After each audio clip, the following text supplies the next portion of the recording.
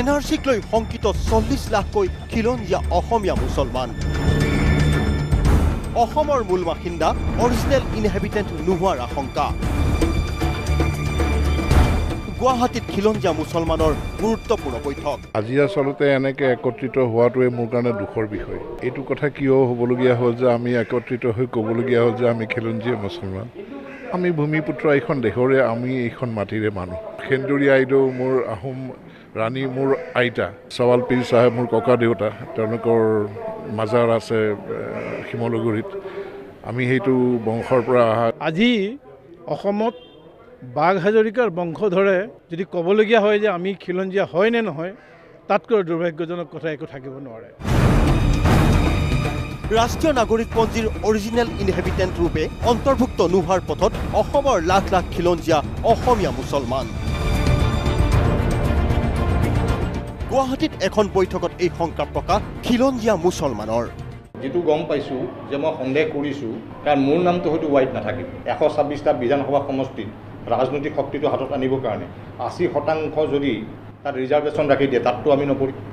যদি আমি স্থায়ী বাসিন্দাটো নাপাওঁগৈ, খিলঞ্জীয়া শব্দটো আমাৰ ইণ্ডিনিয়াছ পিপুল আমি নহওঁগৈ।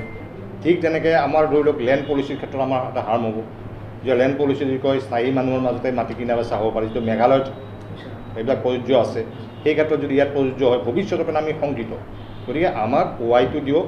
শতিকা শতিকা ধৰি অসমত বসবাস কৰি অহা খিলঞ্জীয়া মুছলমানসকলে NRCত ভাৰতীয় নাগৰিক হিচাপে নামভৰ্তিৰ পৰা বঞ্চিত হোৱাৰ আশংকাত দেওবাৰে গুৱাহাটীত এখন গুৰুত্বপূৰ্ণ বৈঠকত মিলিত হয় বিশিষ্ট খিলঞ্জীয়া মুছলমান লোকসকলৰ লগতে অসমৰ খিলঞ্জীয়া ভূমিপুত্ৰ ইছলাম ধৰ্মীয় গৰিয়া মৰিয়া দেশী আদি লোকসকলৰ প্ৰতিনিধি।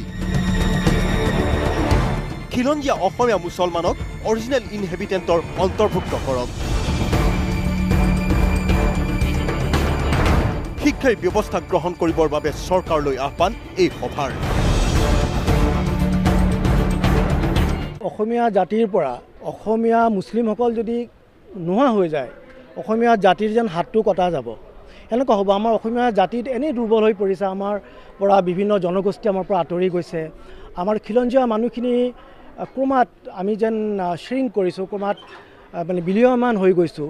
সেই জেগাত যদি আমাৰে পৰা যিবিলাক ভাই ওলাই গ'লতো ওলাই গ'ল, কিন্তু আমাৰ মাজত যিসকল খিলঞ্জীয়া আছে সেইসকলক যদি আমি নামানি পেলাই তেওঁলোকক যদি আমি বেলেগ কৰি দিওঁ, সেইটো আমাৰ অকল অসমীয়া মুছলিমসকলৰ কাৰণে নহয়, গোটেই অসমীয়া জাতিৰ যিটো কি ক'ম সত্তা, তাৰ কাৰণেই মানে বৰ দুৰ্ভাগ্যজনক। আৰু যদিহে চৰকাৰে এই ব্যৱস্থা গ্ৰহণ নকৰে, তেন্তে ৭ম পুৰুষীয়া অসমীয়া জাতি গঠনৰ ভেটি বাধাগ্ৰস্ত হ'ব।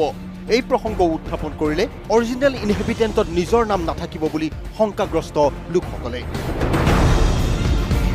আনহাতে গৰিয়া মৰিয়া দেশী পৰিষদ আদিৰ অভিযোগ, ৰাজ্য চৰকাৰৰ সদিচ্ছা থাকিলেও খিলঞ্জীয়া মুছলমানৰ OIৰ ক্ষেত্ৰত বাধা সৃষ্টি কৰিছে একাংশই। বাধা দিছে একাংশ বাংলাদেশীৰ হকে মাত মতা লোকে। ওয়াই দিয়াৰ কাৰণে NRC প্ৰশাসনৰ সদিচ্ছা আছিলে, আমি গম পাইছোঁ।